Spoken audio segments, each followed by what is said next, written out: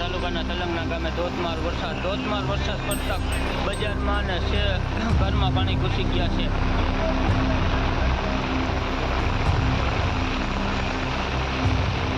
ઉપલેટા તાલુકાના તલંગના ગામે ધોધમાર વરસાદ વરસતા શેરીઓમાં અને ઘરમાં પાણી ઘૂસ્યા. 2 થી 2.5 કલાકમાં 12 ઇંચ વરસાદ પડી ગયો છે ને અત્યારે જે વરસાદ વરસી રહ્યો છે તે વધારાનો છે.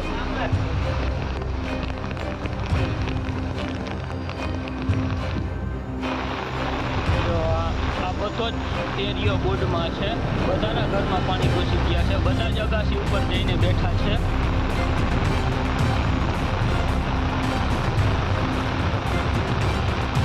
પાણી જળબંબાકાર તારાજીના દ્રશ્યો.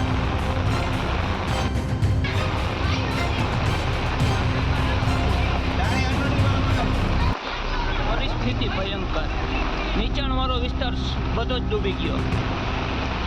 શકો છો આમાં કોઈ પરિસ્થિતિ જ નથી. રસોઈ બનાવી ખાવાનું બધું જ પૂરું થઈ ગયું છે.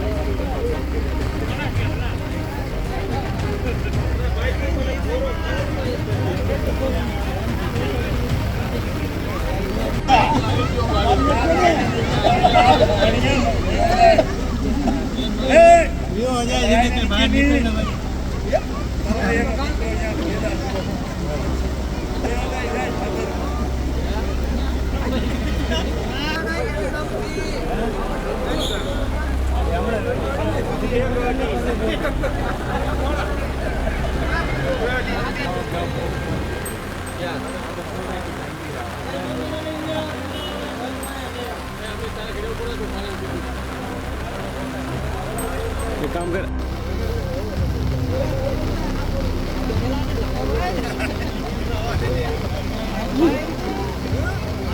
ઓલા લોકો બહાર નો નીકળી કે ને ઓલા બહાર નો નીકળી કે ને હવે અમારે વધારે હોય.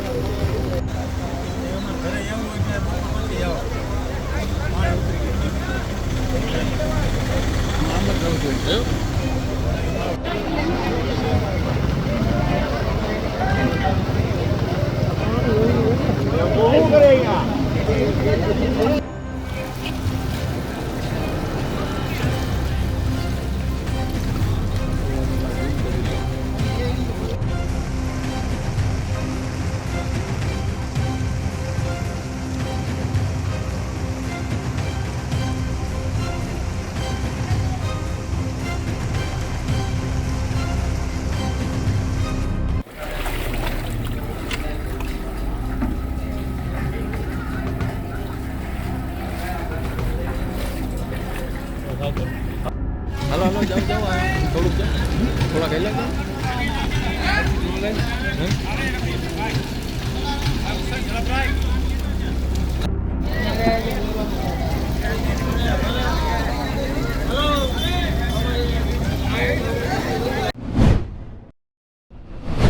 તમારું નામ અને વિગત?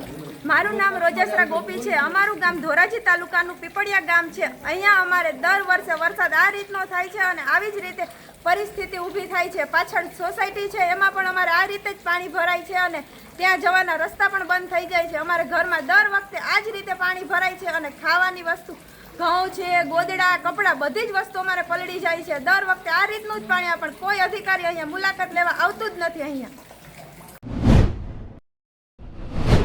મને વિગત? મારું નામ હેમંત સોલંકી, ધોરાજી તાલુકાના પીપળિયા ગામનો રહેવાસી છું. સવારના 8 વાગ્યાથી 7:30થી વરસાદ સતત વરસી રહ્યો છે. જેના કારણે ઘણી સોસાયટીઓમાં પાણી ભરી ગયા છે.